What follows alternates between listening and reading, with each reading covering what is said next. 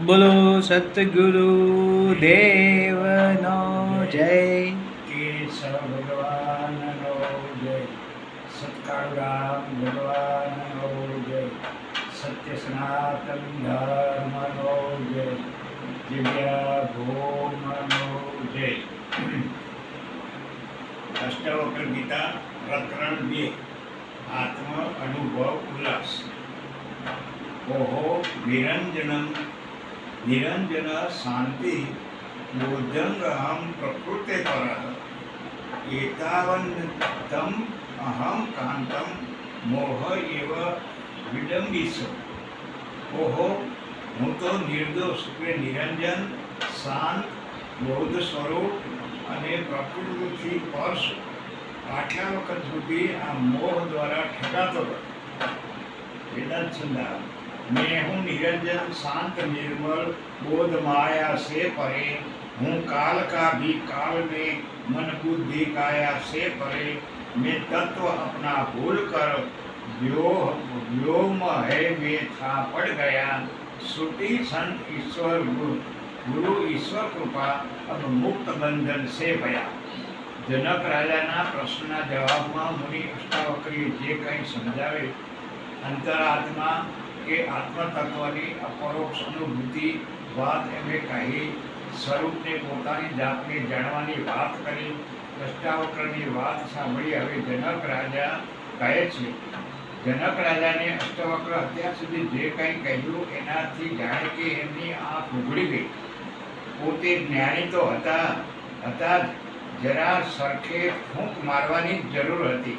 કહે છે કે આ તમે શું કહો છો? મને તો કંઈ ખ્યાલ જ નહોતો.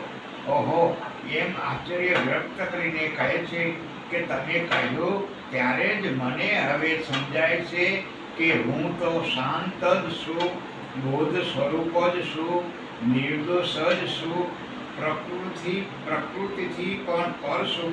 તો પછી આટલા લાંબા સમયથી હું મોહને લીધે ઠગાતો જ રહ્યો ને. જનકને થાય છે કે ઓહો હું તો નિર્દોષ છું. કારણ કે સામાન્ય રીતે આપણે ત્યાં કહેવાતા ધાર્મિક ઉપદેશકો ગમે તો પાપી છો, તમે તો દોષી છો એમ જ કહેતા હોય છે. એ તો એમનો ધંધો ચાલે ને. અષ્ટાવક્ર કહે છે ને કે તું નિર્દોષ જ છો. એમનો ભાર સાક્ષી ભાવ કરશો. જ્યાં તમે સાક્ષી જ છો ને કરતા કે ભોગતા કાંઈ નથી, તો પછી કંઈ કર્મ પણ નથી, એનું બંધન પણ નથી, પાપ પણ નથી કે પુણ્ય પણ નથી. વળી કહે છે કે શાંત છું, બોધરૂપ છું. કેમ કે સામાન્ય રીતે અશાંતિને આપણે વધુ ઓળખીએ છીએ. ખરી અંતરની શાંતિ, પરમ શાંતિ, શીતળ શાંતિ ભાગ્યે જ જાણી હોય છે. અને બોધ સ્વરૂપ છું એટલે કે જીવનનો ઉદ્દેશ હવે જ સમજાય છે. જીવનમાં આપણે બધું કરીએ છીએ પણ એ હોશપૂર્વક નહીં. ઘણીવાર તો ખ્યાલ પણ હોતો નથી કે આપણે શું કરીએ છીએ, શા માટે કરી રહ્યા છીએ, કેવી રીતે કરીએ છીએ. બસ બધું યંત્રવત થયા જ કરે છે.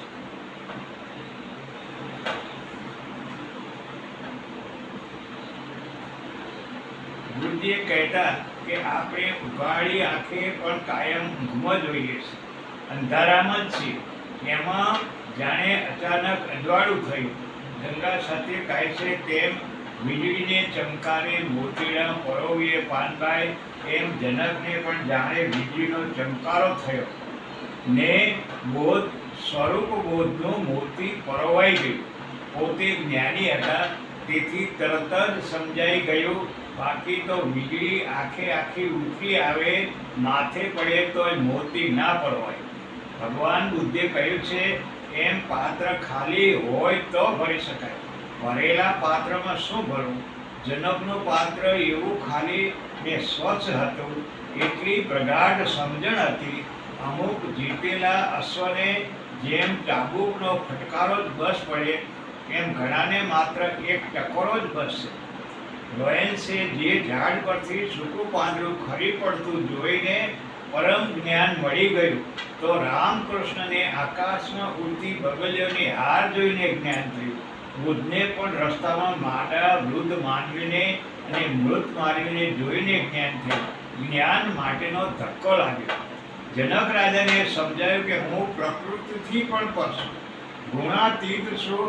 માનવીની પ્રકૃતિના 3 ગુણ સત્વ, રાજસ અને તામસ, એ ત્રણના નાના મોટા સંયોજનથી જ સ્વભાવ ઘડાય છે ને સંસાર ચાલે છે. પણ જે એનાથી પર છે એ સંસારમાં રહેવા છતાં લેપાતા નથી. સંસાર નથી, માત્ર છે. એ બધાને જોનારા સાક્ષી જે કંઈ સામે છે એના પર, એનાથી પર એવી પ્રકૃતિથી પણ જે પર થઈ ગયા છે એવા જનક રાજા છે. પંચમહાભૂતનું શરીર જરૂર છે, એના ધર્મો પણ તે પૂરા કરે જ છે, છતાં એમનામાં દેહભાવ, કર્તા ભાવ નથી ને જે છે તે માત્ર સાક્ષી ભાવ છે. એ જ કે આ પ્રકૃતિથી પર થવાનો અર્થ એથી જ તો એમને નવાઈ લાગે છે કે તો પછી આજ સુધી હું મોહવશ થઈને ઠગાયો ને, મોહ નિંદ્રામાં જ હતો ને. આજ સુધી જે સ્વપ્નો જોયા, જે કાંઈ વસાવ્યું, ભોગવ્યું, ઈચ્છ્યું, મેળવ્યું, એ બધી મોહ નિંદ્રા જ હતી. ખરેખર તો કાંઈ છે જ નહીં. નરસિંહ મહેતા કહે છે તેમ, જાગીને જોવું તો જગત દિશે નહીં, ઊંઘમાં અટપટા ભેદ ભાસે. આટલા લાંબા સમય સુધી આ બધી કેવી વિટંબણા હતી, કેટલી છેતરામણી. સામાન્ય રીતે આપણને આટલો જલ્દી કોઈ જ ખ્યાલ આવતો નથી. આપણે તો જાગતા છતાં ઊંઘમાં હોઈએ છીએ. તેથી જ કઠોપનિષદમાં યમરાજા ઉત્તિષ્ઠ જાગ્રત એમ બેવડાવીને કહે છે. પરંતુ આપણે જોયું તેમ સાધુઓમાં ઘણા એવા હોય છે જેમને જસ માત્ર ઈશારાથી માત્ર જ્ઞાન થયું હોય. જૈન સાધ્વી પૂનમની રાતે પાણી ભરીને આવતી હતી ને ઘડો ફૂટી જતા પાણી ઢોળાયું ને એમાં ચંદ્રનું પ્રતિબિંબ જોયું. જ્ઞાન પ્રાપ્તિ થઈ. જગત આ પ્રતિબિંબથી વિશેષ નથી એ સમજાઈ ગયું. જૈન બુદ્ધિઝમ કહે છે કે કોઈ જ કરવાની જરૂર નથી, પ્રયત્નની જરૂર નથી, કાંઈ વિધિની જરૂર નથી. ધ્યાન, સમાધિ બધું નકામું છે. બલકે ઈશ્વરની અનુભૂતિમાં એ બધા પ્રયત્નો જ અવરોધરૂપ બની રહે છે. ઈશ્વર અનુભૂતિ તો તદ્દન સહજ છે.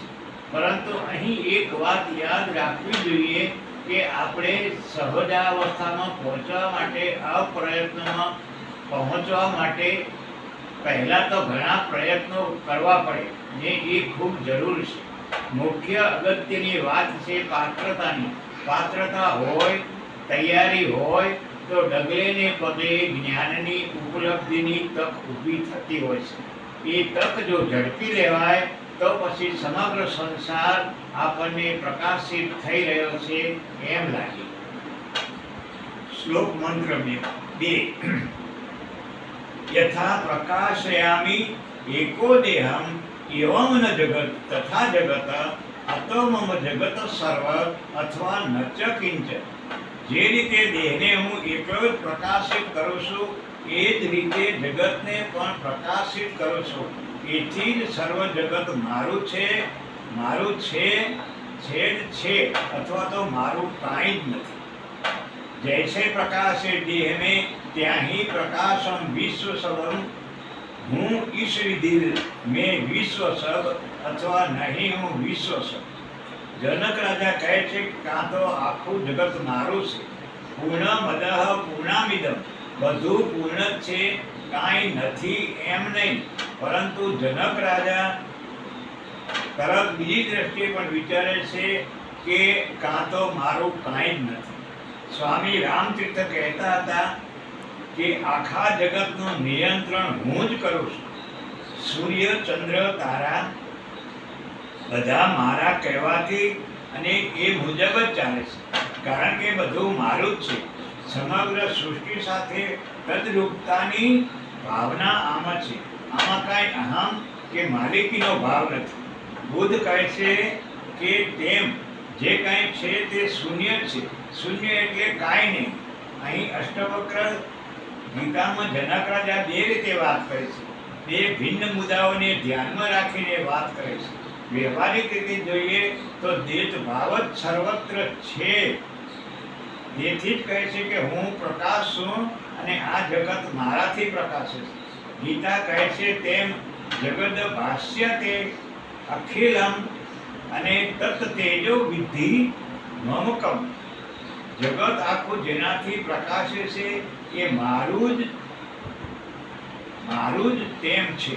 કઠોપનિષદમાં પણ કહે છે તસ્ય ભાષા સર્વમ ઇદમ વિભાતિ. એટલે કે પ્રકાશમાન કરતું એ જ પરમ તત્વ છે, એ હું જ છું. બીજી રીતે જોઈએ તો જનક રાજા પરમાર્થિક સત્યની રીતે વિચારે છે, જે કહે છે કે આમાં આત્મામાં કે શુદ્ધ પરમાત્મા બ્રહ્મ જીવ જગત ઈશ્વર કાંઈ જ નથી. ત્યાં માત્ર એકો અહમ જ છે, કેવળ શુદ્ધ અદ્વૈત જ છે. આમ જોતા સર્વ જગત મારું છે એમ કહેવું કે મારું કાંઈ નથી એમ કહેવું ઉપરથી વિરોધાભાસી લાગવા છતાં એક જ છે, સરખું જ છે. એનો આંતરિક અર્થ એક જ છે. જનક રાજાનો આ વ્યક્ત એની પરમ આસક્તતા છે, શ્રદ્ધા બતાવે છે. એમના વ્યક્તિત્વના ગૂઢ અર્થ એ પણ થાય કે તે આંતરિક સાક્ષી ભાવ છે. એ માત્ર પ્રાણી માત્ર કે ભૂત માત્ર, એમાં કુદરત પણ આવી જાય એ ઉપરથી ભિન્ન ભાષ્ય છે, સાગરના મોજાની જેમ. પણ આંતરિક રીતે બધું એકબીજા સાથે સંકળાયેલું એક જ છે. એમ ઊંડાણમાં તો સાગર એક જ છે, શાંત પાણી જ છે. એટલે જ જનક રાજા કહે છે કે જેમ હું મારા દેહને પ્રકાશિત કરું છું એમ સમગ્ર સૃષ્ટિને પણ પ્રકાશિત કરું છું. ઈશ્વરનું વિરાટ સ્વરૂપ કલ્પનાતીત, કારણ કે આપણી દ્રષ્ટિ વિચાર મર્યાદિત છે. ઈશ્વર આવીને ઊભા રહે તો આપણે તો કદાચ અવાચક જ થઈ જઈએ. એથી જ કદાચ જેને કાંઈક પણ અપરોક્ષ અનુભૂતિ થઈ છે, જરાક પણ ઝાંખી થઈ છે, તેઓ મૂક બની ગયા છે. જનક રાજા કહે છે કાં જગત આખું મારું છે કાં મારું કાંઈ જ નથી. જગત મારું છે કારણ કે હું પરમાત્માનો જ અંશ છું, પરમાત્મા જ છું. હા, પછી મારું કાંઈ જ નથી, કારણ કે હું કાંઈ જ નથી. સાક્ષી ભાવમાં ક્યાંય હું પણ રહેતું નથી. જનક રાજા કહે છે તેમ જો હું જગતનું કેન્દ્ર છું તો જગત મારું છે, પરંતુ એ કેન્દ્ર તો પ્રાપ્ત કરવા કરતાં જ હું પણ રહેતું નથી ને તો હું જ નથી, બધું શૂન્ય જ છે. તો પછી મારું કાંઈ રહેતું નથી. આમ મારું કાંઈ જ નથી. મંત્ર શ્લોક 3. સશરીરમ એકો વિશ્વ પરિભાષ્ય યથા અધુના કૃતનિશ્ચય કૌશલતા એવ પરમાત્મા વિલોક્યતે. ઓહો, સશરીર વિશ્વને ત્યાગીને હવે મારા વડે કોઈ કૌશલ્ય દ્વારા એટલે કે યુક્તિથી પરમાત્મા જોવાય છે. વેદાંત સંગ્રહ. सशरीरम सारे विश्व का है, त्याग मैंने कर दिया, सब दौर में ही दिखता हूँ, ब्रह्म केवल नित नया. जनक કહે છે કે ઓહો, મેં તો આ જાણે જગતને ત્યજી દીધું છે. સશરીર એટલે શરીર એમનું એમ છે, છતાં વિશ્વનો ત્યાગ કરી દીધો છે. એમનું આ વ્યક્તિત્વ એની અનાસક્તિ અને સ્થાયી ભાવ બતાવે છે. સશરીર વિશ્વ ત્યાગી દીધું છે એટલે કે હું જીવંત છું છતાં મુક્ત જ છું. જીવન મુક્ત જ છું. મનમાં ત્યાગની ભાવના હોય તે મહત્વનું છે. સ્થૂળ રીતે છોડ્યા છતાં જો મન સતત એમ જ હોય, મનમાં સતત એની જ યાદ હોય તો એ ત્યાગ જ નથી. આ જ મંત્રને જરા જુદી રીતે પણ વિચારી શકાય કે સશરીરમ વિશ્વમ પરિત્યજ્ય, એટલે કે શરીરનો પણ ત્યાગ કર્યો ને વિશ્વનો પણ ત્યાગ કર્યો. શરીરનો ત્યાગ એટલે મૃત્યુ થયું એમ નહીં, પણ દેહ ભાવ છોડી દીધો એમ. જનક કહે છે કે દેહ ભાવ છોડી દેતાની સાથે જ જાણે કે વિશ્વ પણ છૂટી ગયું. છૂટ્યું એમ નહીં, છૂટી ગયું. ખરો ત્યાગ જ એ છે કે એ આપોઆપ થઈ જાય. જાણી કરીને કરેલો ત્યાગ ખરેખર તો ત્યાગ જ નથી. વૃક્ષનું પાન પાકું થતાં સુકાતા આપોઆપ વૃક્ષને તજી દે છે. ફળ પણ પાકી જતાં આપોઆપ ખરી પડે છે. ગર્ભ પણ પરિપક્વ થતાં આપોઆપ ગર્ભાશય ત્યજી દે છે. બુદ્ધ કે મહાવીરનું પણ શરીરનું મિથ્યત્વ સમજાતા એમાં આવરણ આપોઆપ છૂટી ગયા. આમ ત્યાગ એ કરવાની બાબત જ નથી, એ કોઈ કૃત્ય નથી, એ તો એક ઘટના છે, બોધની એક અવસ્થા છે. જ્યાં સુધી મેં છોડ્યુંની ભાવના છે, મેં અહમ છે, ત્યાં સુધી એ ત્યાગ નથી. સાચા ત્યાગમાં સ્થૂળ રીતે કાંઈ છોડવાની વાત નથી, પરંતુ સંસાર પરત્વનો આસક્તિમાંથી જાગૃત થવાની વાત છે. જે જાગીને જોઈએ ત્યારે જણાય છે કે જગત છે જ નહીં, એટલે કે મારું કાંઈ છે જ નહીં, તો પછી છોડવાનું શું? જે છે એ આપોઆપ છૂટેલું જ છે, છૂટી જાય છે. જેમ ઊંઘ ઉડતા સ્વપ્નું આપોઆપ અદૃશ્ય થઈ જાય છે, એમ જનક રાજાને અષ્ટવક્રની વાત સાંભળીને ઊંઘ ઉડી ગઈ, સ્વપ્ન વિખરાઈ ગયું, ત્યાગ જાણે આપોઆપ થઈ ગયો. મહેલમાં જતા છતાં જાણે એમનું કાંઈ જ ન રહ્યું. અષ્ટાવક્રનો કહેવાનો ભાવાર્થ એ છે કે તમે જ્યાં છો ત્યાં જ્ઞાન મળી શકે છે, એ માટે ક્યાંય જવાની જરૂર નથી. જનક રાજા કહે છે કે પરમાત્મા વિલોક્યતે. પ્રથમ દ્રષ્ટિએ તો એમ લાગે છે કે પોતાનાથી ભિન્ન એમણે પરમાત્મા જોયો, પરંતુ એ કંઈ આંખ કાનનો વિષય જ નથી. એટલે અહીં કહેવાનું તાત્પર્ય છે કે જાણ્યો, અનુભૂતિ કરીને તે પણ કૃતનિશ્ચય કૌશલ્યતા, એટલે કે આત્માની અનુભૂતિ કોઈ કૃત્યથી કાંઈ કરવાથી પ્રયત્નથી નથી થતી, પણ અંતઃકરણ શુદ્ધિથી જ્ઞાન થતાં આપોઆપ થઈ જાય છે. યથાનતો યતો ભિન્ન તરંગમ ફેન બુદ્બુદા આત્માનો ન તથા ભિન્ન વિશ્વ આત્મા વિનિગતે. જેમ પાણીના પરપોટા પાણીથી ભિન્ન નથી, એમ આત્માથી ઉત્પન્ન થયેલું જગત આત્માથી ભિન્ન નથી. वेदांत संदाव श्लोक 4 जैसे तरंगे भाग बुदबुदा सिंधु से भिन्न कुछ मुझ आत्मा से उत्पन्न जरा मुझ में नहीं है अन्य कछु. આત્માનુભૂતિની અભિવ્યક્તિ કરતા જનક રાજા કહે છે કે પાણી પર પરપોટા થાય છે, તરંગો ઉઠે છે ને તે પાણીમાં જ ઉત્પન્ન થાય છે. પાણીનું જ એક સ્વરૂપ છે. એ જ રીતે આ સમસ્ત જગત પણ આત્માથી પરમાત્માથી જ ઉત્પન્ન થયેલું છે. પરમાત્માનું જ સ્વરૂપ છે, એ એનાથી જરા પણ જુદું નથી. જગત તો એમનું એમ જ છે, પરંતુ આત્માની અનુભવી થતાં દ્રષ્ટિ બદલાઈ ગઈ ને એ પણ આત્મા સ્વરૂપ જ લાગવા માંડી, અને એમ થતાં જગતમાં જાણીતી અનેક વિરોધાભાસી બાબતો પણ મૂળમાં તો એક જ છે, એ પણ સમજાય. જનક રાજા કહે છે જગતમાં જે કંઈ છે એનું મૂળ તો આખરે આત્મા જ છે. નરસિંહ મહેતા કહે છે કે અખિલ બ્રહ્માંડમાં એક તો શ્રી હરિ જુજવે રૂપે અનંત ભાષે. ઊંઘી જઈએ અને સ્વપ્નો આવે ત્યારે મન તો એક જ છે, એ જ સ્વપ્નનું મૂળ છે. માત્ર સ્વપ્નની સૃષ્ટિ અનેક રંગી ભાષે છે, વિવિધ રૂપે જણાય છે, પણ જાગી જોતા એમાંનું કાંઈ જણાતું નથી. અજ્ઞાન દશામાં એક જ આત્મા વિવિધ સ્વરૂપે જગત રૂપે જણાય છે, પણ અજ્ઞાનમાંથી જાગી જતા કોઈ ભેદ રહેતો નથી. પરમાત્મા સ્વરૂપ જગતમાં આપણે રહેવા છતાં પરમાત્માને બધે શોધીએ છીએ.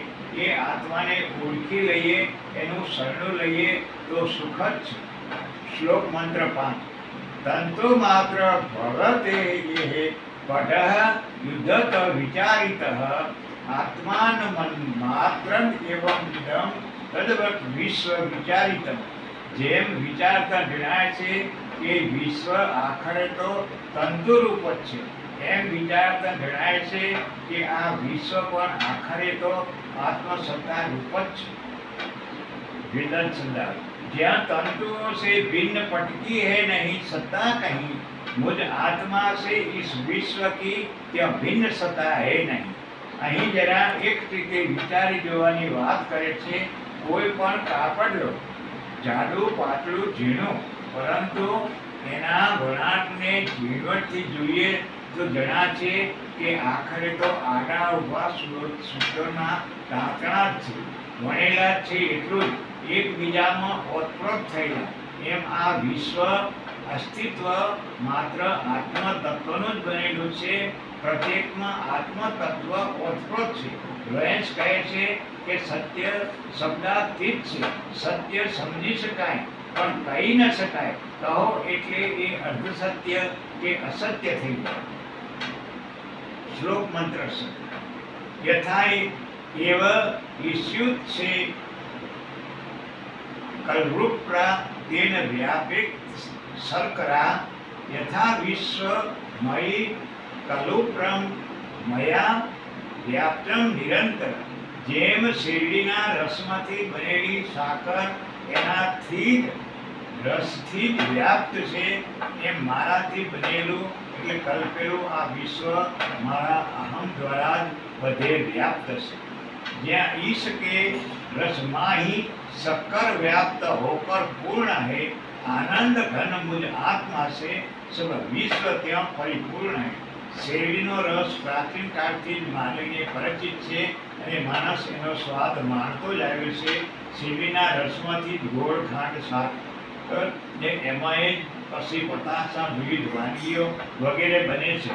એ બધામાં નામ રૂપ ભિન્ન હોવા છતાં સામાન્ય તત્વ મીઠાશનું જ છે. આખરે તો એ મીઠાશ વડે એ ભિન્ન ભિન્ન નામ રૂપમાં પેલો શેરડીનો રસ જ મૂળ તો વ્યાપ્ત છે. એ જ રીતે અહીં જનક રાજા કહે છે કે ભલે નામ રૂપ હું જનક હોઉં, રાજા હોઉં, પરંતુ આત્મ સ્વરૂપે સમગ્ર વિશ્વમાં જે કંઈ નામ રૂપો છે તેમાં હું જ વ્યાપ્ત છું. કારણ કે પ્રત્યેકમાં રહેલો એ આત્મતત્વ તો આખરે એક જ છે. આત્મતત્વ એટલે માત્ર જીવતો ધબકતો જીવાત્મા જ નહીં, પણ પ્રત્યેક પદાર્થ માત્રમાં રહેલી ઉર્જા. અને ભલે નામ રૂપધારી પદાર્થો ભિન્ન ભિન્ન હોય, પાસે હોય કે દૂર હોય, પરંતુ એ સર્વમાં વ્યાપ્ત પેલી ઉર્જા તો મોતીના મણકાની પરોવતી દોરાની જેમ સળંગ જ છે. એ અદૃશ્ય છે, તેથી એની સળંગ સૂત્રતાનો ખ્યાલ આવતો નથી. જેમ ટીવીના રિમોટ કંટ્રોલમાં વચ્ચે ઇલેક્ટ્રોનિકના મોજા દેખાતા નથી, દ્રશ્ય પદાર્થની વચ્ચે દેખાતી ખાલી દિયામાં પણ એ તો વ્યાપ્ત જ છે. અહીં કહ્યું છે કે નિરંતરમ કોઈ જ અંતર વિનાનું. શ્લોક મંત્ર સાર આત્મ અજ્ઞાનત જગત ભાતિ આત્મ જ્ઞાનાત ન ભાસતે રજવ જ્ઞાનાત અહી ભાતિ તત જ્ઞાનાત ભાસેત નહીં. આત્માનું અજ્ઞાન છે ત્યાં સુધી વિશ્વ ભાસે છે. આત્મજ્ઞાન થતાં એ ભાસતું નથી. જેમ દોરડીના અજ્ઞાનથી તેમાં સર્પ ભાસે છે, પરંતુ એનું જ્ઞાન થતાં સર્પ ભાસતો નથી. अज्ञान से ज्ञान रज्जु आही हो, ज्ञान से हट जाए है. अज्ञान नित्य से जग बना, नित्य ज्ञान से मिट जाए. आत्मा विषे જ્યાં સુધી અજ્ઞાન છે, ખ્યાલ નથી, ખ્યાલ જ નથી, ત્યાં સુધી સંસાર વિશ્વ સત્ય છે એવું લાગે છે. પણ આત્મજ્ઞાન થતાં જ દ્રષ્ટિ બદલાઈ જશે. દુનિયા તો એની એ જ રહે છે, પણ જોવાની રીત, જોવાનો ભાવ બદલાઈ જશે. પછી તો વેદાંત નીત બહુ જાણીતી એવી ઉપમામાં આપે છે કે જેમ દોરડી છે એમાં એનો એવો કોઈ ખ્યાલ જ નથી, ત્યાં સુધી આપણને એ સાપ જ લાગે છે. પણ એકવાર દોરડી છે એ ખ્યાલ આવી જતાં પછી પેલો સાપ દેખાતો નથી. આત્માને આત્મા તરીકે ન જોવાથી જ સંસાર ઊભો થયો છે. પરંતુ જે આત્માને ઓળખી લે છે એને માટે સંસાર રહેતો નથી. એનાથી સંસાર આપોઆપ છૂટી જાય છે. ઈશ્વરને ઓળખો તો સંસાર આપોઆપ છૂટી જશે.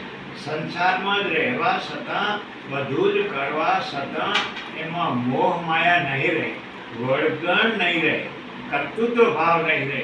સંસાર છોડો તો પણ છોડેલો સંસાર ક્યાંક છે ખરો એવો ભાવ રહે છે. ને મન તો એમ જ ગમે છે. એટલું જ નહીં, બધું છોડીને જ્યાં ક્યાંય જાઓ છો એ વાતાવરણને અનુરૂપ એક નવો સંસાર ઊભો થઈ જાય છે. જ્યારે સંસારની નિરખતા, મિથ્યત્વ સમજાવતા એવો કોઈ પ્રશ્ન જ ઊભો થતો નથી. પછી એ માયાથી ભાગવા પડવું રહેતું નથી. જો એ માયા છે, મિથ્યા છે, સંતોષ્ટ શમ કાંચનમ છે એમ સમજાયું તો સ્થૂળ રીતે છોડવાની વાત પણ આવતી નથી. બધું જ્યાં છે ત્યાં જ ભલેને પડ્યું. એક ભગત હતા જેમનું નામ રાકા. પાછળ એમના પત્ની બાંકા ચાલ્યા આવે. રસ્તામાં કંઈ વીંટી કે બગડી પડેલા જોઈએ, કોઈના પડી ગયા હશે. ભગત તો પોતાની જાતને અકિંચન માને, પણ એમનું થયું પાછળ પત્ની આવે છે, એ જોશે તો કદાચ એનું મન લલચાઈ જશે. એમ વિચારે એણે તો પેલા દાગીના ઉપર ધૂળ વાળી દીધી.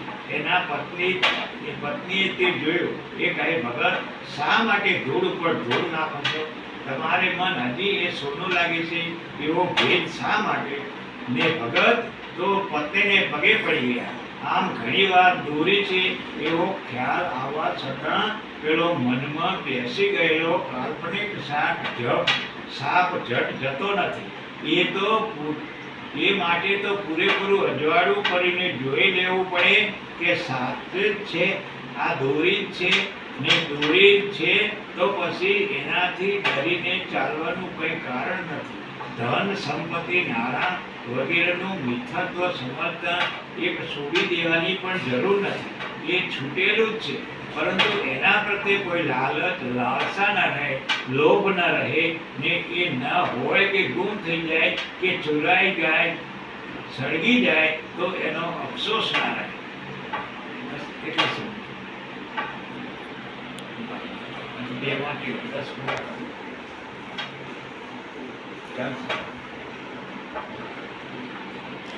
બોલો સતગુરુ દેવની જય.